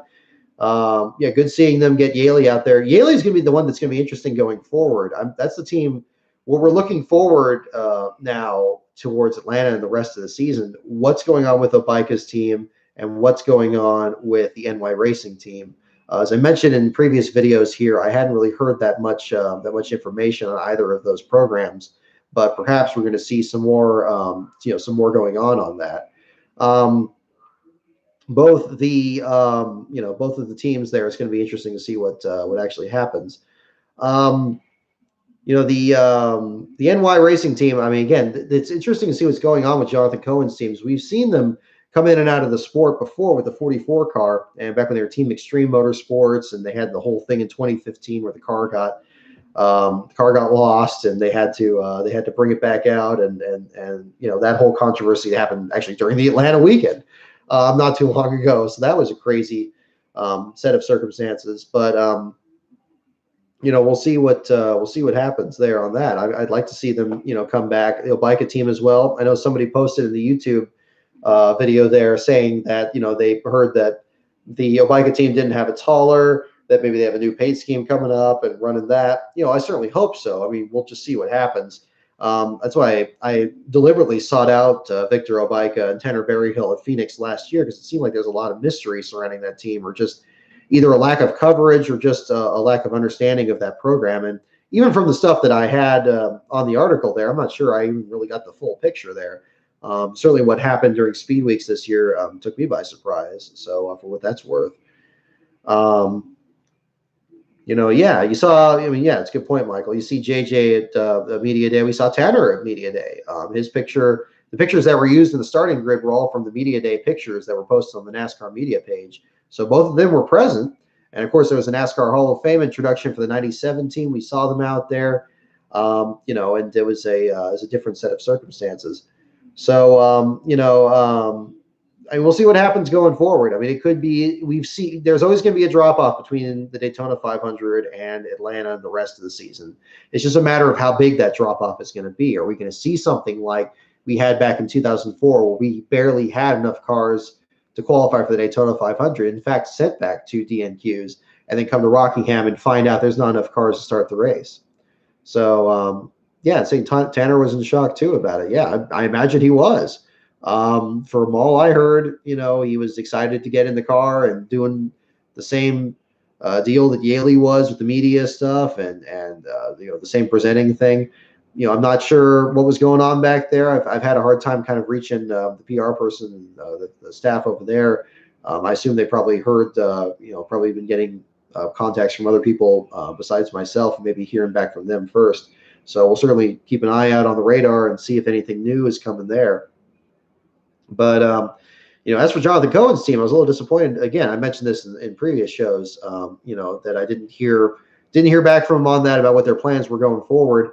Certainly, the only picture I'd seen was that one of the front of the Mustang there with the Steakhouse Elite paint scheme, and it's a sharp looking car. I've really liked that. Even when they had that big blocky 7 on it, I thought that looked actually pretty cool. It stands out a little bit, even if it's just a black and white paint scheme. So it'd be nice, just objectively, to see the car out there on top of having more of these cars out there. So, it's gonna be interesting to see. I mean, that's gonna be the plan going forward this week. We get the Last Car Cup article done for tonight, and we work again from the Xfinity and truck articles are up there, and then we work ahead towards the weekend preview article. Asked for a hero card from Obaika in 2016. Just got an email last week. Well, hey, that is confusing. I mean, well, hey, at least they got back to you. I talked to their PR person at Phoenix. She was very friendly. And we got some great information there. I know that I was asking them if they were interested in buying a charter, and they said, well, if the price is right. I guess the price wasn't right because now they got the Spire Motorsports thing has started, and other things have worked out from there. Again, it's speculation, but I still think whatever the problem was with Obaika's team must have had something to do with why the NY Racing team wasn't there, because they did have this symbiotic relationship where they were trading cars at the ISM Raceway last year, and they had apparently, I don't know if they did that, from Homestead going on forward, but they were certainly swapping cars at Phoenix with eyes towards Homestead, and at Phoenix we're running. Obaika's car was NY Racing's car from the week before. So they had at least been doing that a couple of times, and maybe that continued into this year, and maybe the swap didn't trade off well. Although, now you have the NY team running Fords, and you have Toyotas for the Obaika team. Maybe that's why the swap didn't work. Maybe that's why they didn't have a hauler. Maybe they just had one between them. Although, again, as I mentioned in the article, both teams had haulers at the ISM Raceway last year. So what changed between then and now? I'm not sure. I don't like to speculate a whole lot on this, but I can at least give you the information that I have, and we'll see what turns out there. We're going to see what happens going forward, but hopefully we have any information there. Another question from Michael: any opinion on Stenhouse being so aggressive at these plate races? Well, Last Bro, my brother, picked Stenhouse to win the race, so he had no problem with it. Me, on the other hand, looking at the way this all shakes out, I don't think he was as out of control as we saw in July. It seemed like he was at the center of every wreck, and it was very clear that he was pushing up into these drivers and causing accidents. And I think that was more a consequence of him trying to make the playoffs and getting his car into the show. And he knew that that July Daytona race was his last chance to win at a plate race before the cutoff. That realistically, he would have a difficult time, if not an impossible time, to win at the end of the remaining races that were left, compared to, you know, the performance of the big three at that point. And I think it was more a consequence of that. You know, seeing what was going on at the Daytona race here, and Stenhouse not having, you know, I mean, what was going on with Kurt. I know that film of him in the one car was gone over and over again. It really looked like he hooked him. I guess in the replay, it looked like he didn't. You know, it's an unfortunate situation. I know that this came up in the Twitter feed there, you know, getting a debate about, you know, whether or not he was involved in it or whether or not he caused an accident. But it's like, look, there was this contact was made. But hey, Benjamin, thanks for coming on there. You know, we're just shooting the breeze about the race results right now, and everything happening. We're talking about Stenhouse's aggressiveness right now and kind of filling the gap. Thanks for jumping on board here. We're still waiting for the inspection results. I believe Bob Hawkers's last estimate was going to be within between about my time, at least between 6:30 and 7 p.m. Pacific, or later than that on the East Coast. And then we look ahead to that. I believe that was the one. I got to look at that again. Let me get that correct, because I want to make sure that we got that information properly. I know I retweeted it. Okay, I'm looking at a picture now. 6 minutes ago, Jeff Luck posted a picture that Denny Hamlin's car getting inspected, still has the confetti on it. They're giving it a good look over right now. And why didn't I retweet that? I thought I did. Okay. Oh, no, that's right. Michael posted that, so I had that. So looking further down, at least he got more than the follow. Looking further back in the running results. Okay, well, we're still in a holding pattern, so that's really a big thing. Thank you. 9:30 to 10 p.m. Excellent. So okay, so yeah, 6:30 to. Okay, math is not my strong suit. A lot of you guys figured this out already. So 6:30 to 7 on that. So we're still waiting any minute now. We've passed 90 minutes past at least the celebration of the race. So we're going all the way. We're waiting. It feels like a telethon now. No calls yet. We're just doing chats. So still waiting on seeing what's going on here. I think, but on the Stenhouse issue, I think, you know, we weren't seeing as much of that here. I mean, okay, I think you couldn't blame him any more for a lot of the accidents than you could for Paul Menard for triggering the one with Matt DiBenedetto, or for the Rick Ware guys for causing the accident coming down pit road. I think everything was just going nuts. I can't really blame Stenhouse too much. He had a great run at the start of the race, so we'll see what they have. Okay, still haven't taken the engine out of the 11. Okay, well, we'll see what's happening. If this goes too long, I may tap out for now, and we'll just be hearing on here. Hopefully, in future inspections, it won't be quite this long. But let me at least get us up to 6:30 here, 6:30 Pacific, about 10 minutes from now, and then we'll kind of gauge things from there. I'm keeping an ear out. On the other hand, you'll notice this is a different background now. This dark wall behind me. I'm actually at my parents' house here this weekend. We're kind of helping with the move. And maybe I'll do something with that for the video. I think that'd be kind of cool to do with the channel. We watched the race up here. It's actually the second race that we've watched up here. We watched Darlington up here last fall, and you know, now we're up here. We're still finishing the move, still packing some stuff. We should be done with that probably in the next couple of weeks. We're moving out of the house. We're actually started doing the videos for the BSGN videos back in 2009. And my brother and I live across town. And then my parents will be living up at this place. But you know, it's future videos are going to be mostly at my place, similar setup to what we had in the past, the Brock Talks videos, and we'll do something more with that. So I'm looking at Michael's comment there. He had the one about Angela Rush before the truck race. Definitely surprised me. Been at 2 Stars in Xfinity and was absolutely horrified. Yeah, well, definitely a big difference. I was surprised too. I was a little, you know, shocked that she was tabbed to drive the number 8. But again, like I mentioned earlier, the Nemco team looking for sponsorship to try to get something going. You know, a sponsorship from anywhere right now. I mean, they'll gladly take it, and they have the equipment to get somebody up there. So seeing that Angela doing that run, I mean, you know, credit has to go to her, but also credit has to go to the team as well, and just showing that how good that team is. And if they can do that well with Angela, you know, who knows what they can do with somebody else that, as Joe said, they can make a star. Again, but back to Stenhouse again. I'm not too critical about him from this race. I didn't see as many issues with him. Okay, yeah, there were a couple of things that he was involved in. Certainly the wreck towards the end of the race was his doing. You could argue that the thing with Kurt wasn't his fault.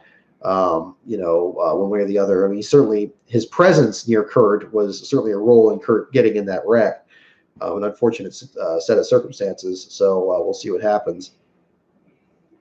We'll see what goes forward with Stenhouse. I mean, I think if he can be a playoff contender again, I mean, it's winning plate races is going to be enough to compete. It could be a similar situation that we saw with Michael Waltrip when he was driving for DEI. Having great runs at the plate tracks, always being a factor in those events. But is that going to get you a full season championship, or in the new format, is that going to get you very far in the playoffs? Probably not. So we'll see what happens there. He has sponsorship till 2021, so we'll see how it goes. Well, yeah, okay. Well, I mean, that's a role in it. I mean, and Roush has always been a little weird when it comes to sponsorship. It always seems like they struggle to get that together. I know that every team is a patchwork of sponsors to get them through the year, but it seems like Roush was the first one to really get in that position before Hendrick and DEI and the other guys back then were doing it. We'll see what we'll see what happens. But I mean, it could be. That's always the age-old debate. I mean, is sponsorship is king. You're not going to run these teams if you don't have any funding. But that's just a whole different deal. But it's whether how much that sponsorship is enthusiastic about sponsoring a car, how much of it is enthusiastic about backing Stenhouse. I mean, that's where you find out that when times get tough, then you really see if it's a situation like. What Blake Cook had, where he brought leaf filter with him, and they just decided to start their own team in the Xfinity Series. You see where a sponsor wants to stay with driver or whatever the situation may be. So yeah, I mean, I'm running. Still wanting to see if there's any news on this. It would be nice. Is there like a live stream of inspection? I know they do that before the race. I wonder if they do something afterwards. I'm looking here. Okay, Racing Underdogs on Twitter. Boyer wreck's all his fault, said McDowell. He flat out tried to shift me out and then cleared himself, and he wasn't clear. That's what's so frustrating. You've got guys that are like, hey, why didn't you go with me? Well, because every time I'm in the front, you shook me out, and so what makes you think I'm going to push you to a win when you leave me high and dry the whole entire day? Yeah, well, McDowell, you're right. You can't argue with results. Boyer was just trying to slot back in line. I wouldn't say McDowell was turning him there, but he just held his line. And Boyer was trying to do some kind of move there to get around the 34 rather than working with him. McDowell seemed like he had a fast enough car. Maybe not, and actually I think that would have been Boyer's detriment even if he completed that pass, because the 34 did. I know I criticized Fox about this, but it did seem like he had a little bit of trouble pushing anybody a little bit. Maybe just, didn't get him through the gears quick enough or whatever. Probably would have been better if Boyer stayed behind him and just pushed the 34 to the front. And then Boyer probably would have been in a position to say, hey, well, this is just a front row motorsports car. I can get around this guy, no problem. And then maybe, we'd be talking about Michael McDowell with his first win. As it stands, another good run for him. It's unfortunate that it's not, the situation, but we'll see what happens. Just looking down the Twitter feed here, so more pictures from all this. Ryan Priest's visor cam still getting some great results here. Okay, more of all these pictures here. Gonna get the Xfinity articles. Do they do live streams on the NASCAR website anymore? I haven't paid as much attention since they killed Press Pass chat room in 2017. That's a good question. I've seen them post, like, obviously they get videos like during the race and stuff of everything. I don't know if they have that, because I haven't really used that much. I mean, especially now that I'm streaming. After I cut the cord last year, I've been more focused on that.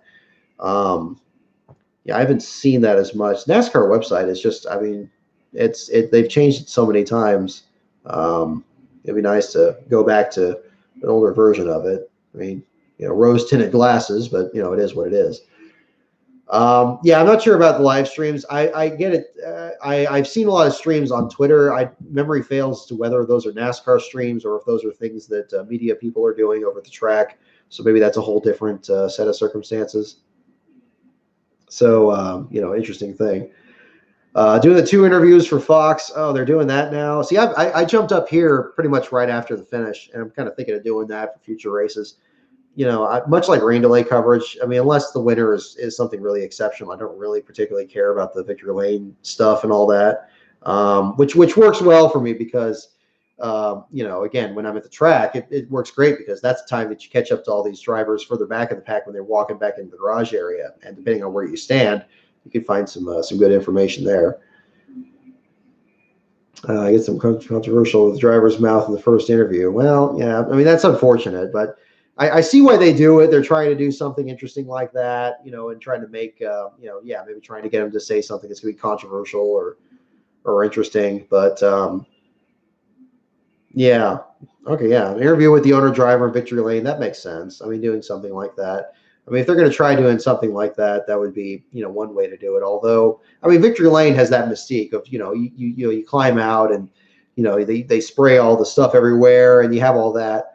That's always so much more special than the thing.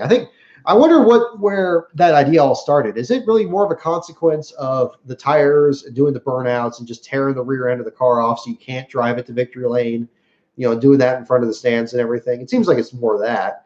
And then, of course, the driver comes out and grabs a checkered flag and doing that. I think constructively we've created this whole new pageantry of, doing the burnouts and grabbing the checkered flag or giving the checkered flag to a kid in the stands. And okay, that's cool and everything. But, victory lane is victory lane. And I like what the ISM Raceway did, where they had victory lane be so accessible for the fans that are in the infield. That was a brilliant idea.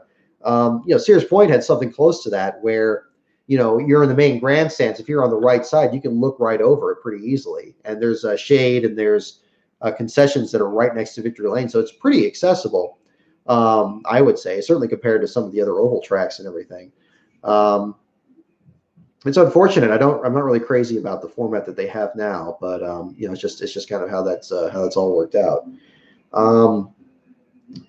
Okay, we're now at 9:30 Eastern, 6:30 Pacific. Still not hearing anything on the inspections, but we'll see.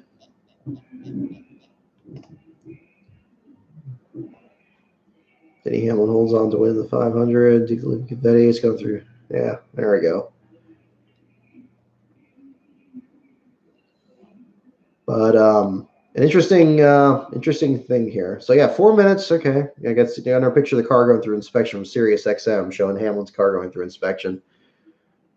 Hard to gauge everything from all that. Hopefully we'll hear in any minute because I got a family thing I got to do here in a little bit. So this might be a little different from this. I wanted to kind of do this as long as I could for Daytona, since we got the start of the season and a lot of storylines going on here. So I apologize if I tap out here a little bit earlier than before. But we got an hour 46. That's pretty good right now. I mean, we'll see in future weeks if this is going to be a time where it's actually going to be when we hear the official word back from inspection and go from there. That'd be kind of a cool moment to catch and then start doing that for that. So, yeah, looking at the teardown 18 minutes ago, how long it takes. I can't imagine it would take too much longer. I mean, if they're doing the at-track inspection, we're still waiting to see what's happening. They should move start times for any cup race outside the NFL season back to 1 p.m. Eastern. I'd agree with that. They always say, I think I've said this in the past, they always say that they did these later starts for people on the West Coast. I have fond memories of getting up to watch a race at 9:30 in the morning here on the West Coast. It's just like, they always talk about breakfast at Daytona. They would run that race at like 8 a.m. our time here on the West Coast. And I thought that was great. I didn't have any problem with that. Heck, even, I mean, it's, that's usually, that would be fine for me. They can, you can run that during the NFL for all I care. I mean, if there's, you got people that have, run the scores run in the background or NFL Red Zone, the media landscape's changing like, so much that, I don't see the point in running it later in the afternoon, because then you get situations like this where, especially if you're in your media and you're trying to write stories about it, you're trying to get them posted before it's too late at night. It kind of stinks to have to, push it so much later like we did with the starting grids. Yeah, I'm all for having earlier start times. I'd sign off on that. So if they're looking to do it for us on the West Coast, I'd say, come on, let's bring that back a little bit and leave a little bit more of the afternoon open. That would be nice. And I know that's always an issue with the sport that's been addressed, whether it's shortening races, shortening the schedule, how much of a time commitment it is, and everything there. So we'll see what happens. But yeah, I'm still not seeing anything here, and we are now in the time frame. Probably within the next half hour, we're going to hear about what happened with inspection. I'm going to take one more look through here, and then I think I'm going to go ahead and call it a night for right now. But I appreciate you guys all sticking by here. This looks like this is getting better. Yeah, college students with stuff due on Sunday night. Yeah, I agree. I used to be, when I was on the rowing team, I had to go to sleep about, like 9 o'clock or something on those nights, because we had practice in the morning and we had to get out at 5, and that was hard enough back then. And then if you got finals and all that, I mean, or you just got work or you got anything, it's hard to commit an entire day to this. So, as much as we all like to, make this a 24/7 thing, there's other things you got to do. So,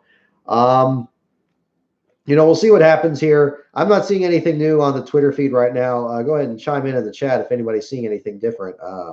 Not seeing anything right now. It'd be nice to get official word on here, but I don't want this to kind of stretch too much longer. Okay. Yeah. Keep Confetti. These are all older tweets here. These aren't really current. Yes, rest in peace, Sam Bass. You mentioned that earlier here. Just tragic to lose him, especially. I mean, again, much like, different orders of magnitude here. I mean, it was terrible to lose J-Ski, the website, right during silly season, and it's awful to lose Sam Bass the day before the Daytona 500. I mean, a lot of the things that have been happening over this off season, to lose these people, at any time is bad. I mean, with Glenn Wood, you feel it's a life well lived. It's a person that, had seen so much in the sport and, had been ageless really in many respects. But to lose Sam Bass and to lose JD Gibbs before their time, I mean, terrible set of circumstances there. You mentioned, Jake Owen getting the last Sam Bass guitar. I mean, that's, a tremendous moment there. And I'm glad that got attention during the Fox broadcast. I had the fortune to meet Sam Bass very briefly at the Sonoma Raceway in 2007. He was there at an autograph signing at the paddock there. We only traded a few words. We didn't know each other personally or anything, but a very friendly guy. I was a Jamie McMurray fan at the time, so I was wearing my Crown Royal shirt. And he was like, "Hey, yeah, I designed that." And I was like, "Oh, yeah, you did." It's like, "Oh, you did. You did a great job on that." And it was nice being able to say that to him and thanking him for the work that he'd done before. I have a picture that he signed for me back then. Again, this is years ago. This is back then in 2007. I asked him also if he did Ricky Rudd's paint scheme for the Snickers car. He said he didn't do that one, but I hope I didn't offend him at the time there on that. But I talked about some of the other ones that he ran, of course, the different paint schemes he did, and I mentioned the synergy between the public perception of the sport and the way the sponsors are represented on the cars and the program covers certainly, and all the artwork on the guitars. Critical part of the sport and something that is going to be very hard to replace. I mean, there's so many people that owe their careers and their inspiration to their work. You see people like Ryan Daly, doing page schemes and everything like that, and everybody's been wanting to do drawings of cars over the years, and I'm sure could attribute Sam as their source of inspiration. He reminds me a lot of like Ken Marshall in maritime painting. I always was a big fan of Marshall's work about the Titanic and different ocean liners at that time period, and I put Sam and Mr. Bass in the same regard as him there in terms of being prolific in the sport and prolific in the image of the sport.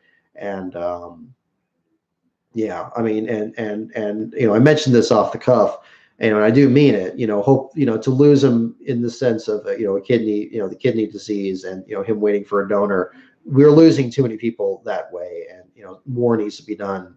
In the field of stem cell research and trying to get something going. I don't want to go political here because I don't like doing that, but it's I'm sure that that's something that if there's something more in his legacy, even more than his work, hopefully it's something that inspires more progress to be made in that field. And I'll just leave it at that. But tremendous human being. We all miss Sam just as we miss Glenn and JD and these others here. And hopefully, we all move forward and there's a happier times ahead. And I don't want to end it on that note, but again, there's always endings and beginnings in the sport, and it's always had a chance to reinvent itself. We saw that with Denny Hamlin today, winning apparently, unless we hear about a disqualification later on, winning his second Daytona 500, and doing so on a night that saw a lot of good runs from some small teams and a lot of hard hits and some misfortune from some others. And Casey Mears, so far the unofficial last place finisher, joining Stephen Light in the Xfinity Series and Natalie Decker in the Truck Series from the weekend.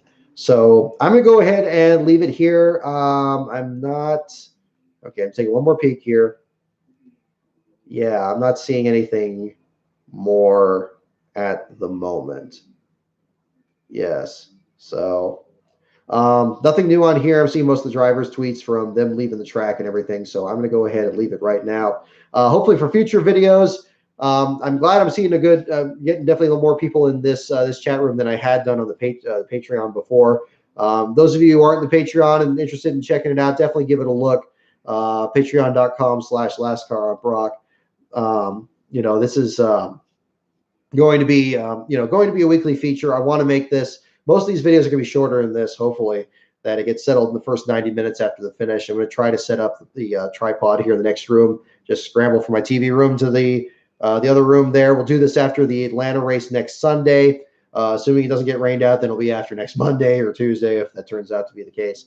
And we'll wait out the inspection queue. Sorry we had to cut out here before the inspection wraps up here today, but I got some other stuff going on here.